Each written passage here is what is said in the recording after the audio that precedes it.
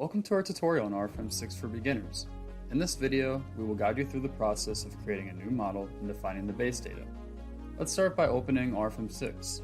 When you launch the software, you will see an empty work window. To create a new model, click on the New Model button up at the top left-hand corner.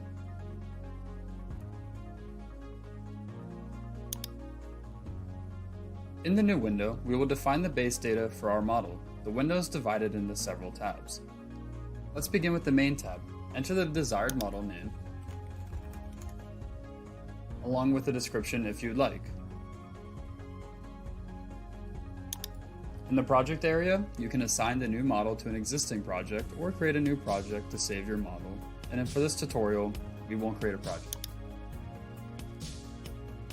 In the type of model area, you can select the kind of model you want to create.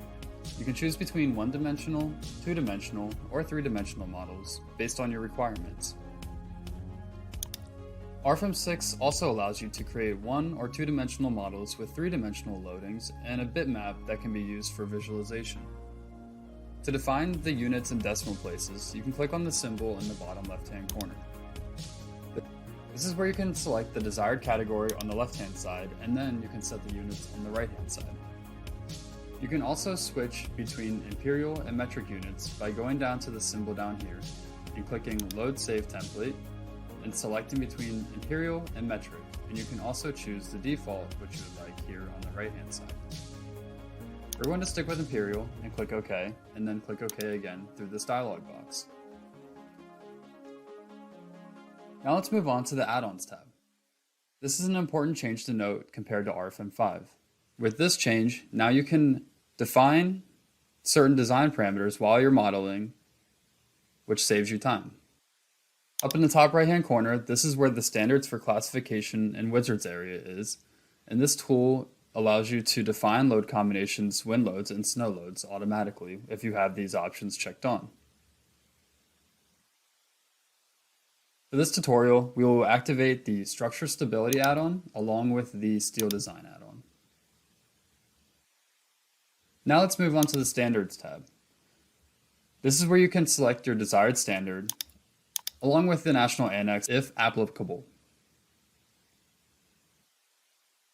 You can also choose the design standards down here as well.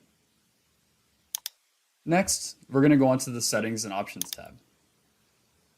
This is where we can adjust additional settings like the acceleration of gravity, directions of axes, and model tolerances. For this tutorial, we're going to keep all this by default and move on to the Model Parameters tab. In this tab, you can enter the exact location of your structure. With this, Rfem 6 can automatically determine wind, snow, and seismic loads based on the selected standard and annex. There's also an option where you can import the location from a map using this symbol. For example, I could type in Philadelphia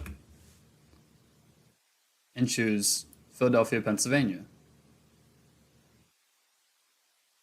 Then, based on the standard, I can see all of the parameters based for snow, wind, tornado, or seismic.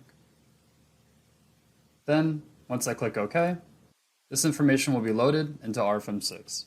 We aren't going to cover the remaining tabs in this tutorial. Once you've made all the necessary changes, click OK. Another change in Rfem 6 compared to Rfem 5 is that once you click OK, the file does not yet exist. So to save the file, go up here to File and click either Save or Save As.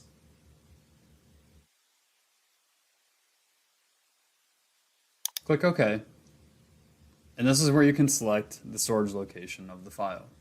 This concludes our video on creating a new model and defining the base data in Rfem 6. If you have any questions, please don't hesitate to contact our online support. Thank you for watching, and until next time.